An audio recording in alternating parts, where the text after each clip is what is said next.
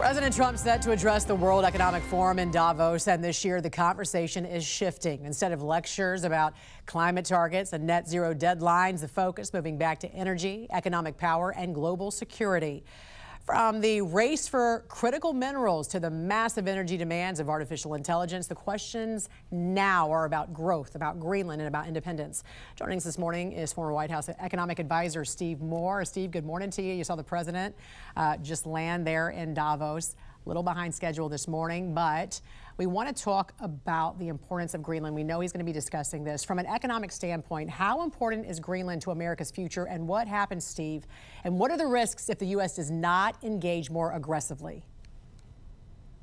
Good morning, Jan. Well, listen, I'm an economist, not a national security guy, but there is so much, security implications to this. And Trump has basically been saying that we want to build that Golden Dome, a kind of missile defense system that would protect not just the United States from, say, Russia, China, or some rogue nation, but also Europe. So I really believe strategically it's in the best interest of all of Europe and the United States for the United States to have a bigger presence there. Whether or not that means actually Greenland becoming a territory of the United States, I don't know. I really believe, by the way, that the best solution to this is to let the people of Greenland themselves decide. You know, there's about 60,000 residents of that country, and I believe in self-determination. And I believe, by the way, that the Greenland natives would want to be a territory of the United States. But in terms of the economy, you're right to bring that up, Jan, because nobody's talking.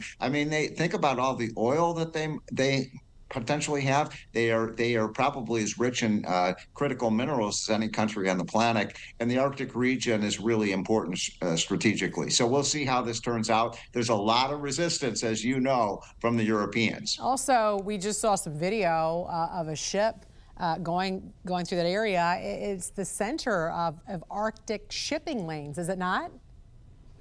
That is true. And when you think about it, I'm going to give you a little history lesson here, Jan. You've probably heard of, if you remember your American history, Seward's Folly. And Seward's Folly, of course, happened in the late 1860s when Secretary of State Seward bought Alaska. And you know how much we paid for Alaska? Yeah. $7 million. Yeah. And it became one of the greatest. And now it's worth, obviously trillions of dollars. So this sort of makes sense geopolitically. We'll see how this turns out. But as I said, the Europeans are very resistant to this. And it's going to be a major topic in Trump's speech that I think he's going to start speaking very, very soon. Yeah. And hopefully you can stay with us and listen with us to his speech. I want to talk about one of the big shifts we're hearing about in Davos, and that's less talk about climate ideology and more about energy reality. Countries realizing you can't run a modern economy or compete with China without abundant, reliable power. How important is energy independence to U.S. economic strength, security, and do you think Davos is finally waking up to that? Well, Jan, you asked maybe the wrong question, because of course you're right that the United States needs to be energy independent, and we are. Basically, we're producing more oil and gas than any other time in our history, and that's one of the reasons gas prices are falling so much. But the people who need to strive for energy independence are the Europeans, and they made a huge mistake. They made a miscalculation on green energy. It didn't work. Germany deindustrialized. A lot of the countries were paying through the roof for energy, and they became dependent on Russia and other countries. And so I think one of the things Trump will say this morning when he speaks is, hey, follow our lead. Use all of your energy resources. The Europeans should be building nuclear plants. We should be too. We don't want to be reliant on the Middle East and other countries for our energy source. So when we see these artificial intelligence exploding right now, that also means energy demand, data centers, supercomputers, AI models. They require massive amounts of electricity, as we know. So are we heading for an energy crunch if we do not expand production? And should the U.S. be leading with more nuclear, more natural gas?